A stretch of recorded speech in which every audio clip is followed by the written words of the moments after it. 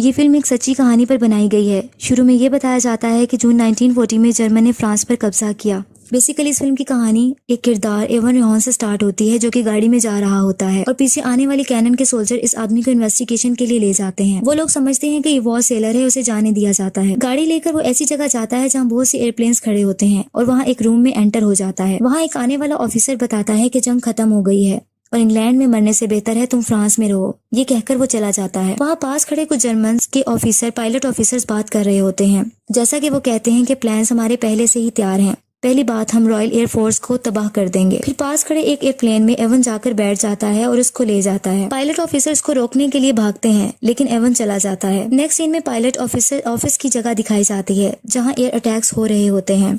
इस तरह ये स्क्वाड्रन 3 और 3 के पॉलिश पायलट्स होते हैं जो कि रॉयल एयरफोर्स को ज्वाइन करते हैं और इस तरह फॉरेन स्काइज के लिए जंग लड़ रहे होते हैं। एवन के पहुंचने पर इसके साथी इसको बताते हैं कि हमने जंग को जारी रखा जब तक तुम वहां रहे। एवन कहता है कि तुम इनको मेरे बगैर खत्म नहीं कर सकते और मुस्कुराने लगता है। नेक्स्ट सीन में पायलट ऑफिसर चीफ मार्शल को बताता है कि हम बॉम्बर्स नहीं हैं बल्कि फाइटर पायलट्स हैं।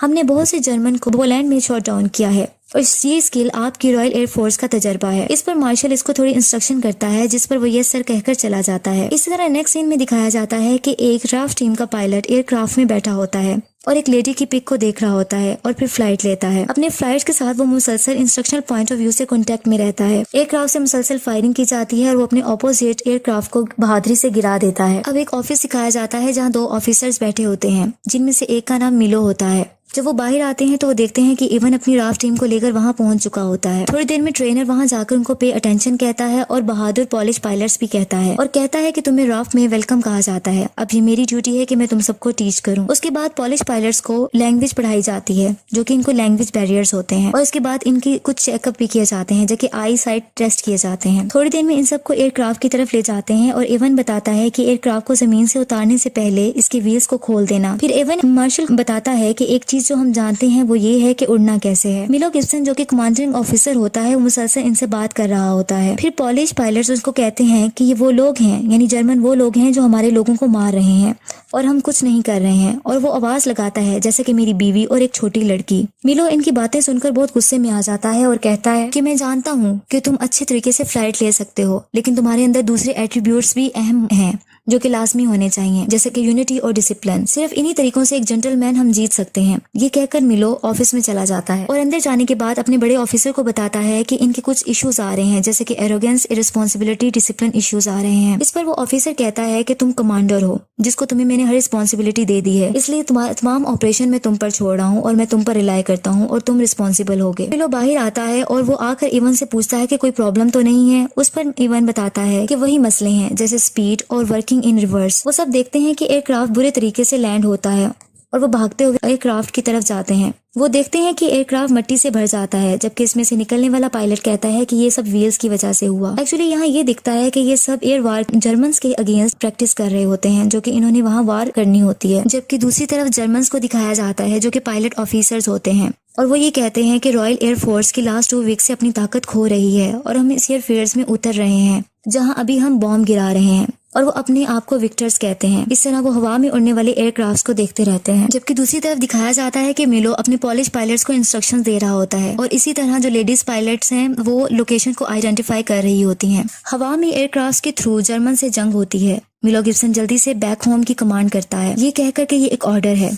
जर्मन के कुछ जहाजों को गिरा दिया जाता है। अब पॉलिश फाइटर्स लैंड करते हैं और देखते हैं कुछ पायलट्स की डेथ हो गई है, जो कि जर्मन्स होते हैं। इवन जब लैंड करता है तो वो एक कपड़ा लेकर उन जर्मन्स की डेड बॉडीज पर डाल देता है, ये कहकर के ये हम भी हो सकते थे। लेकिन दूसरा पायलट कहता है कि ये भी तुम्हारे साथ ऐसा ही करेंगे जैसा तुम इनके साथ अच्छा कर रहे हो। इस पर वो आइवन को कहता है कि तुम हाफ स्विस हो, जिसकी वजह से तुम्हारे अंदर जर्मन्स के लिए हमदर्दी है। और इस तरह वो ये कहता है कि हम यहाँ जर्मन्स को मारने आए हैं, ना कि इनके लिए दुआ करने। ये कहकर वो चला जाता है। अब मिलो एक दोबारा मीटिंग अरेंज करता है और सबको बताता है कि हम अपनी दुश्मन को शूट करने जा रहे हैं और तुम सबको स्ट्रिक्टली सब चीजों को फॉलो करना है। इस पर बड़ा ऑफिसर एक मैसेज पढ़कर सुनाता है और वो कहता है कंग्रेचुलेशंस 303 स्क्वाड्रंस।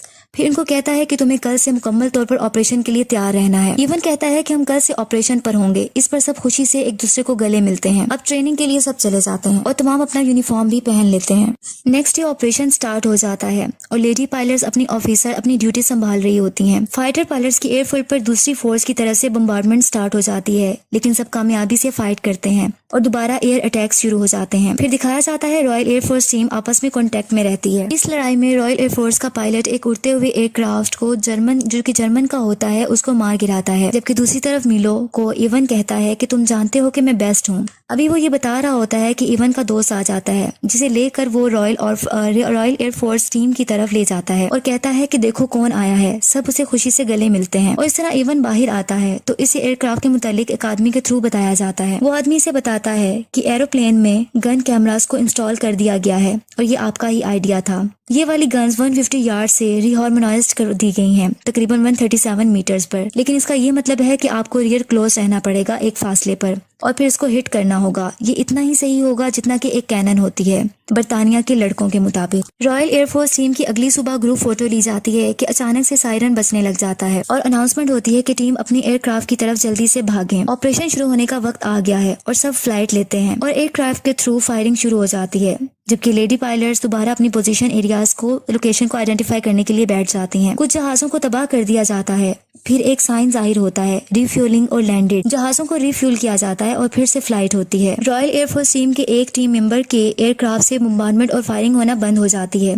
इस पर ऑपोजिशन जर्मन्स की टीम से फायरिंग होती है और वो जख्मी हो जाता है और इसका खून बहने लगता है। इसका एरोप्लेन भी क्रैश हो जाता है और वो पानी में जा गिरता है, जहाँ इसको एक छोटी सी विक्टिम बच्ची इमेजिन होती है जो कि हंस रही होती है। आखिरकार वो पानी में डूब जाता है। रॉयल एयरफोर्स टीम अब खामोश उदास होती है क्योंकि इनका साथी मर चुका होता है। मिलो एक किताब रूडिमेंट्री पॉलिश पढ़ रहा होता है। अब दोबारा से एयर वॉर को दिखाया जाता है। एयरफोर्स टीम हवा में एक सुकून से फ्लाइट में होते हैं कि अचानक एक प्लेन पर अटैक हो जाता है और सब बहुत अलर्ट हो जाते हैं।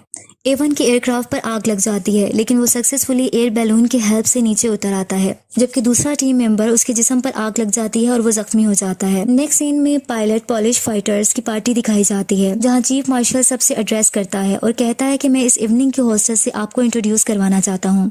वो एक लेडी को बुलाता है जो कि आकर सबसे बात करती है और वो ये कहती है कि इवनिंग पायलट्स ब्रेव सोल्जर्स के लिए है, जो कि पायलट ऑफिसर्स के लिए है जिन्होंने इंग्लैंड के स्काइज में हमारे लिए लड़ाई लड़ी। उसके बाद एवन गुस्से में आ जाता है और बोलता है कि तुम हमारे ही शहरों में बॉम्ब गिरा रहे हो और शूट कर रहे हो और हमारा ही शिकार कर रहे हो। हम यहाँ शैंपियन पी रहे हैं और अपने शहरों पर बॉम्ब गिरा रहे हैं। दे आर बुचरिंग अस, और हमें शूट किया जा रहा है और फांसी दिए जा रहे हैं।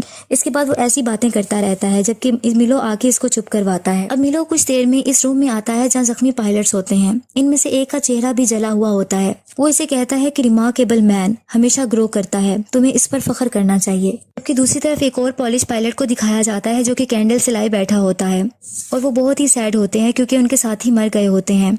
इवन उसको आकर कहता है कि तुम यहाँ क्या कर रहे हो, तो फिर वो मैंने एयरक्राफ्ट में उन्हीं लोगों को देखना शुरू कर दिया था, वो तुम्हारी और मेरी तरह लोग थे। इस पर इवन कहता है कि इन प्लेन्स में लोग नहीं थे, लेकिन सिर्फ जर्मन्स थे, वो जर्मन्स जिन्होंने हमारे साथ बुरा किया था। मेरी बात सुनो, तुम्हें इन चीजों से गुजरना है। तुम अभी भी जिंदा हो, तुम सांस ले रहे हो एक जंग में, ये सबसे अहम चीज है। वो एक्चुअली इवन उसकी हौसला अफजाई उसको इनकरेज करता है। अब मिलो सब पायलट के साथ मीटिंग करता है और सब फ्लाइट ऑपरेशन पर चले जाते हैं। दूसरी एयर वॉर दोबारा शुरू हो जाती है और बहुत से जहाजों को तबाह कर दिया जाता है।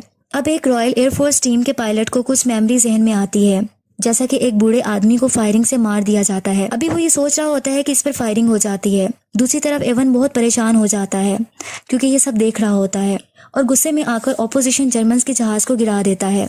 जर्मन्स के साथ फाइट मुसलसल होती रहती है। अब पॉलिश पायलट्स के दो बचे हुए एयरक्राफ्ट नजर आते हैं, जिसमें से एक का इंजन रुकने से वो क्रैश हो जाता है। अब सिर्फ एवन होता है। एवन पर फायरिंग शुरू हो जाती है। अब सिर्फ एवन बचता है जो कि ओनली सर्वाइवर होता है। पायलट लेडीज देखती हैं कि ऑपरेशन की क्या सिचुएशन है और इनकी आंखों में आंसू आ जाते हैं। अब एवन अपने एयरक्राफ्ट में जो कि जमीन पर गिरा होता है बहुत जख्मी हालत में जिंदा निकलता है और पास खड़े एक एयरक्राफ्ट की तरफ जाता है और देखता है कि इसके पार्टनर की डेथ हो गई है। वो शदीद गुस्से और गम में होता है। इस तरह स्क्वाड्रन लीडर बाकी फाइटर पायलट से कहता है ये बहुत एक्सेप्शनल वर्क था और बहुत ज्यादा हम फख्र महसूस करते हैं, लेकिन जो इन्होंने काम किया और जारी रखा ये अजीम शुक्रगुजारी के मुस्तहिक हैं। ये कहकर वो ऑफिसर्स चले जाते हैं। नेक्स्ट सीन में 1946 का टाइम दिखाया जाता है जो कि लंदन इंग्लैंड में दिखाया जाता है। इवन जहाज उड़ते हुए जहाज़ों को देख रहा होता है और ये भी दिखाया जाता है कि वो शायद 3 दिन में मुल्क छोड़कर शायद अमेरिका चला जाएगा। आखिर में ये बताया जाता है कि स्क्वाड्रन 303 बरतानिया में सबसे ज्यादा स्कोर्स करने वाले फाइटर थे और 145 पॉलिश पायलट्स जिन्होंने बरतानिया की जंग में हिस्सा लिया, इन्होंने 203 तैयारों को गिरा दिया और रॉयल एयरफोर्स को स्ट्रेंथ को कॉन्स्टिट्यूट किया।